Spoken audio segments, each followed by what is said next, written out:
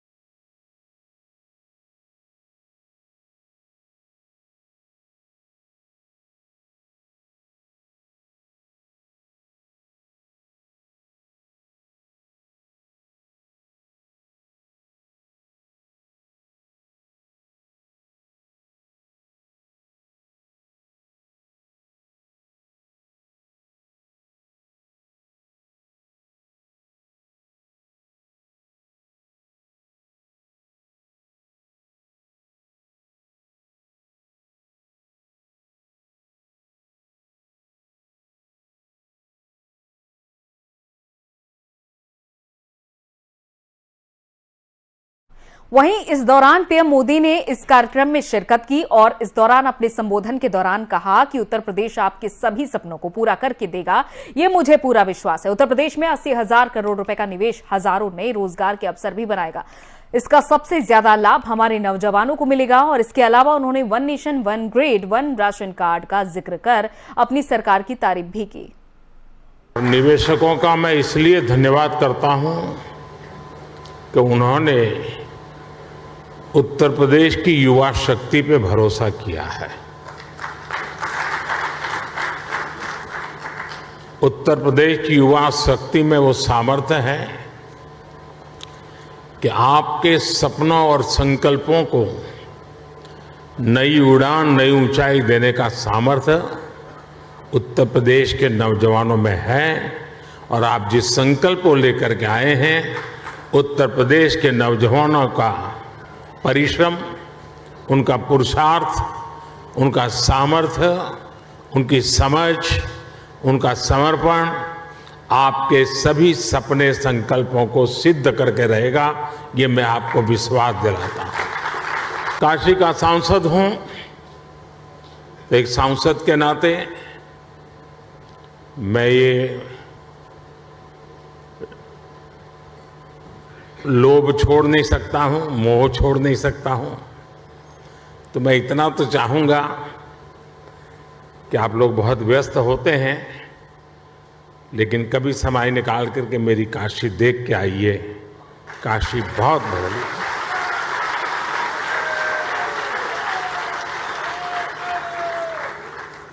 काशी बहुत बदल गई है। विश्व की ऐसी नगरी अपनी पुरातन सामर्थ्य के साथ नए रंग रूप में सज सकती हैं, ये उत्तर प्रदेश की ताकत का जीता जागता उदाहरण है। साथियों, यूपी में 80 हजार करोड़ रुपए से ज्यादा के निवेश से संबंधित समझौते यहां हुए हैं। ये रिकॉर्ड निवेश यूपी में रोजगार के हजारों नए अवसर बनाएगा। ये भारत के साथ ही वहीं सीएम योगी ने भी इससे कई क्षेत्रों में निवेश से यूपी में बड़ा बदलाव होने और पीएम के मार्गदर्शन में विकास कार्यों को आगे बढ़ाने की बात कही है। 1400 से अधिक जो निवेश की परियोजनाएं हैं, इनमें डाटा सेंटर की हैं, कृषि और संबद्ध क्षेत्र है, आईटीएम, एंड इलेक्ट्रॉनिक्स का क्षेत्र है, इंफ्रास्ट्रक्चर, मैन्युफैक्चरिंग, हथकरघा एवं टेक्सटाइल, एमएसएमई आदि क्षेत्रों की इन परियोजनाओं में, जिनके माध्यम से 5 लाख प्रत्यक्ष और 20 लाख अप्रत्यक्ष रोजगार के सृजन इसके माध्यम से उत्तर प्रदेश को प्राप्त होंगे। हम लोगों ने विगत 5 वर्ष के दौरान आदरणीय प्रधानमंत्री जी के उस मंत्र को अंगीकार किया जिसमें रिफॉर्म, परफॉर्म और ट्रांसफॉर्म के मंत्र आदरणीय प्रधानमंत्री जी ने देश को दिए थे। आज मुझे बताते हुए प्रसन्नता है कि आदरणीय प्रधानमंत्री जी के मार्गदर्शन में विगत 5 वर्षों के अंदर उत्तर प्रदेश अपनी अर्थव्यवस्था को छठी अर्थव्यवस्था से दूसरी अर्थव्यवस्था की ओर अग्रसर करने में तेजी के साथ आगे बढ़ा है। 1400 से अधिक। वहीं लखनऊ में हुए ब्रेकिंग सेरेमनी पर समाजवादी पार्टी के नेताओं की प्रतिक्रिया में सामने आने लगी है प्रतिक्रियाएं उनकी, और इसी कड़ी में सपा प्रवक्ता अमीक जामई ने अपनी प्रतिक्रिया देते हुए कई उद्योगपतियों पर सवाल खड़े किए और कहा कि जो खुद कर्जे में हैं वो यूपी में कैसे निवेश करेंगे। उत्तर प्रदेश की सरकार आज इन्वेस्टर समिट का आयोजन कर रही है। देश के हमारी माननीय प्रधानमंत्री नरेंद्र मोदी जी आज लखनऊ में है।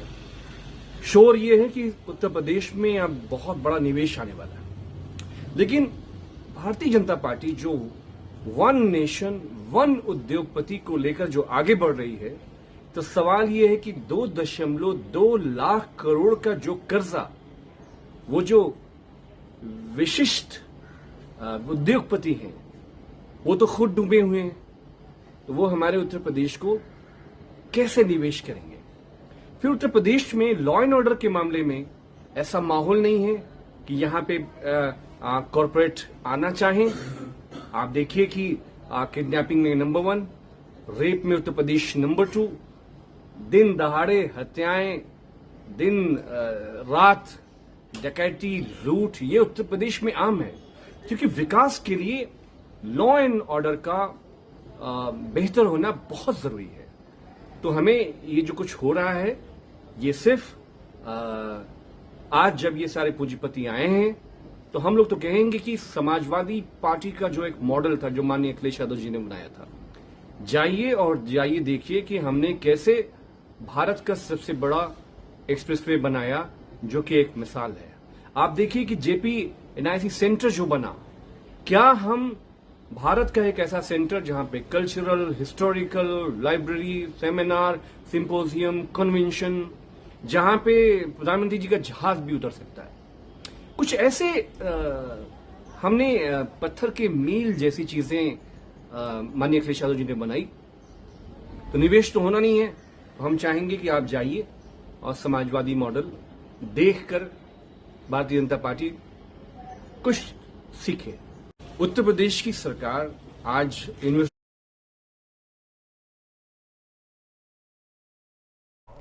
और कानपुर में हुई हिंसा पर बोले एडीजी लॉ एंड ऑर्डर, हिंसा में शामिल 18 लोगों की गिरफ्तारी हुई है। घटना में शामिल उपद्रवियों की संपत्ति भी जब्त होगी। कानपुर नगर के बेकनगंज थाना क्षेत्र के नई सड़क इलाके में आज जुमे की नमाज के बाद से कुछ लोगों ने वहां की दुकानों को बंद करने का प्रयास किया, जिसका विरोध दूसरे पक्ष के लोगों ने किया।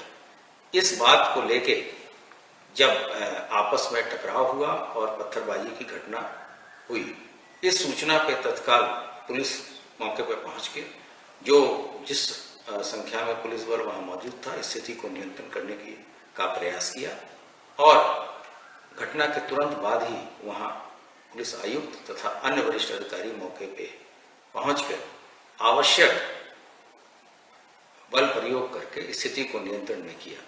इस घटना को शासन ने बहुत गंभीरता से लिया है तथा इसके लिए अतिरिक्त पुलिस बल को वहां भेजा गया है, जिसमें कि आज टोटल 12 कंपनी 1 प्लाटून पीएससी को वहां रवाना किया गया है। इसके अतिरिक्त कुछ अधिकारी गण भी भेजे जा रहे हैं। वहां जिस भी व्यक्तियों ने वहां उपद्रव किया है उसकी पहचान की जा रही है। अब तक 18 लोग गिरफ्तार किए जा चुके हैं तथा हमें पर्याप्त मात्रा में वीडियो फुटेजेस मिल गए हैं, जिसके आधार पे हम आगे की कार्रवाई करेंगे। उपद्रवियों के साथ साथ जो षड्यंत्रकारी हैं उनके विरुद्ध गैंगस्टर की कार्रवाई की जाएगी तथा उनके संपत्ति को भी जब्त या ध्वस्त कराया जाएगा। इसके अतिरिक्त वहां के सभी अमन पसंद लोगों से ये अपील है कि शांति व्यवस्था बनाए रखने में प्रशासन का सहयोग करें तथा हमारा उपद्रवियों को पहचानने में हमारी मदद करें। इसके अतिरिक्त वहां के अधिकारियों को ये निर्देश दिए गए हैं कि राउंड द क्लॉक पुलिस और प्रशासन की ड्यूटी लगे तथा हर हालत में शांति व्यवस्था बरकरार रहे। उत्तर प्रदेश शासन तथा उत्तर प्रदेश पुलिस किसी भी स्थिति में शांति व्यवस्था को भंग नहीं होने देगी। राष्ट्रपति, प्रधानमंत्री और सीएम योगी आदित्यनाथ की मौजूदगी को लेकर भारी सुरक्षा के बावजूद आज कानपुर का माहौल बिगड़ गया। कानपुर के बेकनगंज क्षेत्र में कथित तौर पर पैगंबर मोहम्मद साहब को लेकर टिप्पणी से नाराज समुदाय विशेष के लोगों ने पथराव और बमबाजी की और बताया यह भी जा रहा है कि जुमे की नमाज के बाद परेड, नई सड़क और यतीम खाना समेत कई इलाकों में हिंसा भड़क गई।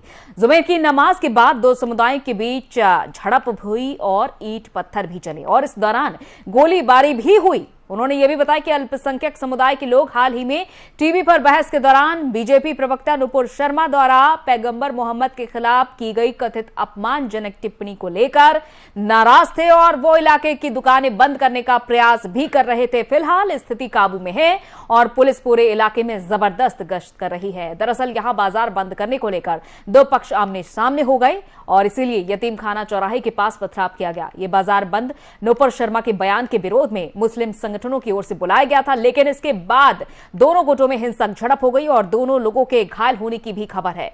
वहीं इस पूरे मामले पर सीएम योगी आदित्यनाथ के आदेश भी आ चुके हैं। उन्होंने कहा है कि इस पूरे मामले की जांच की जाए, दोषियों को किसी भी हाल में बख्शा नहीं जाएगा। एक डिफिकल्ट सिचुएशन में थोड़ा लॉ एंड ऑर्डर का इशू हुआ है। ठीक है काम स्थिति कंट्रोल में है मैडम। एक मिनट, अभी स्थिति कंट्रोल में। नीचे करो भाई, नीचे करो भैया, नीचे कर लो भाई, नीचे करो। लेकिन मौके पे पुलिस के सीपी साहब एंड जॉइंट कमिश्नर हम सब लोग यहाँ मौजूद हैं और जैसा कि आप देख सकते हैं अभी थोड़ा नियंत्रण में आई है, लेकिन इसमें जो मिसक्रिएंट्स हैं वो नैब होने बहुत ज़रूरी है और उनके विरुद्ध में कार्रवाई होना बहुत आवश्यक है। उसके लिए हम लोग अभी लगे हुए हैं एंड रीइंफोर्समेंट अभी और भी आ रहा है पुलिस का, तो उसके साथ हम ये पूरा एरिया डोमिनेशन करेंगे। कुछ लोग नए लड़के अचानक करीब 50-100 की संख्या में अचानक बाहर आ गए और नारेबाजी करने लगे। इसी में दूसरे पक्ष ने विरोध किया तो आपस में पत्थरबाजी। उसी वक्त वहाँ पर फोर्स मौजूद था, लेकिन करीब 8-10 सिपाही तो उन्होंने रोकने का प्रयास किया और काफ़ी कंट्रोल भी किया। तुरंत कंट्रोल रूम में सूचना हुई, विद इन 10 मिनट वरिष्ठ अधिकारी मैं खुद यहाँ पे मौके पर आ गया और जो उपद्रवी थे जिन्होंने प्रयास किया था माहौल खराब करने का, उनको खदेड़ दिया गया। करीब 15-20 लोगों को हम लोगों ने हिरासत में लिया है, पूछताछ कर रहे हैं और सभी जगह पुलिस गश्त कर रही है। स्थिति वर्तमान सामान्य है।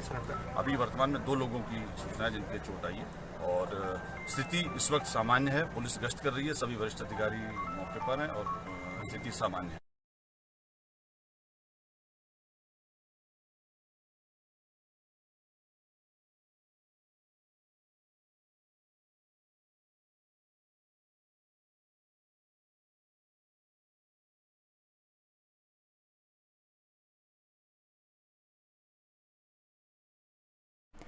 और पीएम नरेंद्र मोदी जैसा कि आज कानपुर में मौजूद रहे, इस दौरान परिवारवाद पर उन्होंने जमकर निशाना भी साधा। उन्होंने कहा कि उनकी ख्वाहिश है कि परिवारवाद के शिकंजे में फंसी पार्टियां खुद को इस बीमारी से मुक्त करें।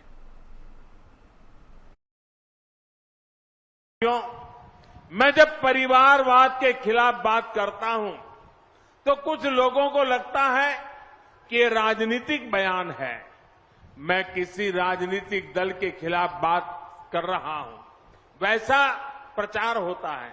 मैं देख रहा हूं कि जो लोग परिवारवाद की मेरी व्याख्या में सही बैठते हैं वो मुझसे भड़के हुए हैं, गुस्से में हैं। देश के कोने कोने में ये परिवारवादी मेरे खिलाफ अब एकजुट हो रहे हैं। वो इस बात से भी नाराज है कि क्यों देश का युवा परिवारवाद के खिलाफ मोदी की बातों को इतना गंभीरता से ले रहा है। साथियों, मैं इन लोगों को कहना चाहता हूं कि मेरी बात का गलत अर्थ न निकाले। मेरी किसी राजनीतिक दल से या किसी व्यक्ति से कोई व्यक्तिगत नाराजगी नहीं है। मैं तो चाहता हूं कि देश में एक मजबूत विपक्ष हो, लोकतंत्र को समर्पित राजनीतिक पार्टियां हो। मैं तो चाहता हूं कि परिवारवाद के शिकंजे में फंसी पार्टियां खुद को इस बीमारी से मुक्त करें, खुद अपना इलाज करें, तभी भारत का लोकतंत्र मजबूत होगा। देश के युवाओं को राजनीति में आने का ज्यादा से ज्यादा अवसर मिलेगा। खैर, और जम्मू कश्मीर में कश्मीरी पंडितों और गैर मुस्लिमों पर हो रहे हमलों से निपटने के लिए सरकार एक्शन मोड में आ चुकी है। टारगेट किलिंग से लगातार बिगड़ रहे हालात को संभालने के लिए गृह मंत्री अमित शाह ने खुद कमान संभाल ली है। जम्मू कश्मीर की सुरक्षा स्थिति को लेकर गृह मंत्रालय में एक हाई लेवल मीटिंग भी आज बुलाई गई और इस मीटिंग में अमित शाह ने घाटी के हालात पर समीक्षा की। घाटी के सुरक्षा हालात को लेकर दिल्ली में बैठकों का दौर चला। बैठक में गृह मंत्री के साथ जम्मू कश्मीर के उपराज्यपाल मनोज सिन्हा, राष्ट्रीय सुरक्षा सलाहकार अजीत डोभाल, सेना प्रमुख मनोज पांडे, जम्मू कश्मीर के डीजीपी दिलबाग सिंह के अलावा अर्धसैनिक बलों और खुफिया एजेंसियों के टॉप अधिकारी बैठक में मौजूद थे। और बैठक में अमित शाह ने कहा कि कश्मीरी हो या नॉन कश्मीरी, सुरक्षा के कड़े इंतजाम किए जाएं। स्थानीय लेवल पर खुफिया और सुरक्षा दायरा और बढ़ाया जाए। कश्मीर में ऐसे इलाकों को चिन्हित किया जाए जहां इस तरह की वारदात हो सकती है। आतंक फैलाने वाले लोगों से सख्ती से निपटा जाए, किसी भी कीमत पर बख्शा ना जाए। गृह मंत्री को बैठक के दौरान बताया गया कि इस पूरे मामले में एंटी टेररिज्म ग्रिड पूरी तरह से एक्टिव है।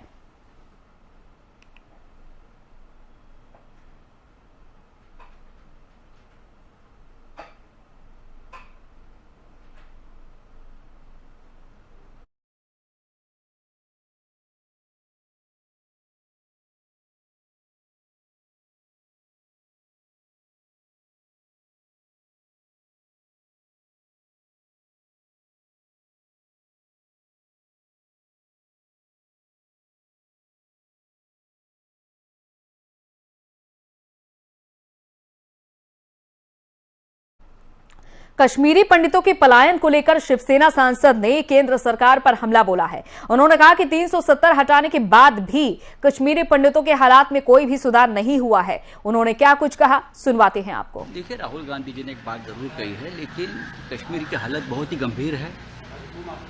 मैंने कल देखा कि गृह मंत्री जी ने एक इमरजेंसी मीटिंग बुलाई थी जम्मू कश्मीर के लेफ्टिनेंट गवर्नर के साथ। सरकार कोशिश कर रही है, लेकिन आज फिर वही हालत पैदा हुए जो 1990 में हुए थे। आपने कश्मीरी पंडितों की घर वापसी की बात की थी और उसके ऊपर आपने वोट भी बटोरे थे पूरे देश में हिंदुत्व के नाम पर, लेकिन 370 हटाने के बाद भी कश्मीरी पंडित, कश्मीर की जनता, मैं सभी जनता की बात करता हूँ, हालत में कोई सुधार नहीं है। आज भी 2 लोगों की हत्या हो गई जो मजदूर थे, और चुन चुनकर कश्मीरी पंडितों को मारा जा रहा है। सरकार की तरफ से कोई सुरक्षा की व्यवस्था नहीं है। लोगों का स्थलांतर और पलायन जारी है। अगर ये किसी और पार्टी के राज में होता तो भारतीय जनता पार्टी ने हिंदुत्व के नाम पर, कश्मीरी पंडितों के नाम पर पूरे देश में एक बवाल वो लोग पैदा कर लेते। लेकिन गृह मंत्री आपके, प्रधानमंत्री आपके, जम्मू कश्मीर में आपका शासन है, फिर भी हमारे पंडित, हमारे भाई वहाँ एक तो जान गंवा रहे हैं, खून बहा रहे हैं या भाग रहे हैं। ये हालत ठीक नहीं है। अघाड़ी के नेता देवेंद्र फडणवीस से मिलने गए। देखिए, राज्यसभा चुनाव जिस प्रकार का माहौल महाराष्ट्र में बना है, तो ज़्यादा सीट 26 सीट के लिए पूरा जो माहौल एक तो पहले से राज्य का माहौल बिगड़ा है राज्य में। अभी जब चुनाव नजदीक आ रहा है इस प्रकार का। और चंपावत उपचुनाव में मुख्यमंत्री पुष्कर सिंह धामी को बड़ी जीत मिली। 50,000 से ज्यादा वोटों से उन्होंने जीत हासिल की। उपचुनाव में मुख्यमंत्री पुष्कर सिंह धामी की ये ऐतिहासिक जीत मानी जा रही है। कांग्रेस प्रत्याशी निर्मला गहतोड़ी को 3,141 वोट मिले हैं, वहीं सीएम धामी को 54,121 वोट मिले हैं।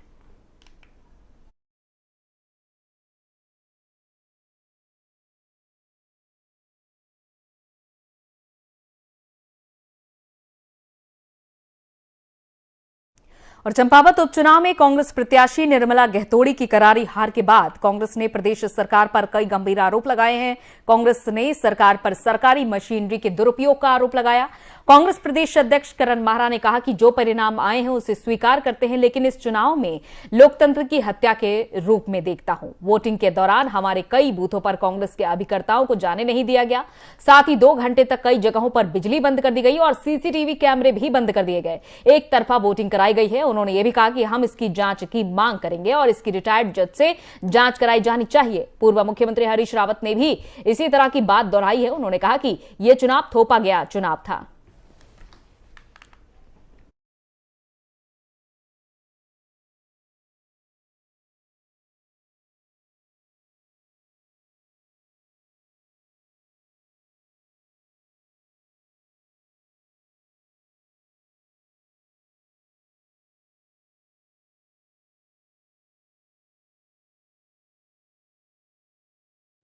और पाकिस्तान के पूर्व प्रधानमंत्री इमरान खान ने अपने ही मुल्क के खिलाफ ऐसा बयान दिया है जिसकी वजह से वो बड़ी मुश्किल में आ फंस सकते हैं। इमरान खान के मुताबिक पाकिस्तान के लिए हालात बेहद खतरनाक हो चुके हैं। मुल्क किसी भी वक्त दिवालिया हो सकता है और इसके बाद उसके एटमी हथियार भी छीने जा सकते हैं। भारत के थिंक टैंक्स पाकिस्तान को 3 टुकड़ों में बांटने की तैयारी कर चुके हैं।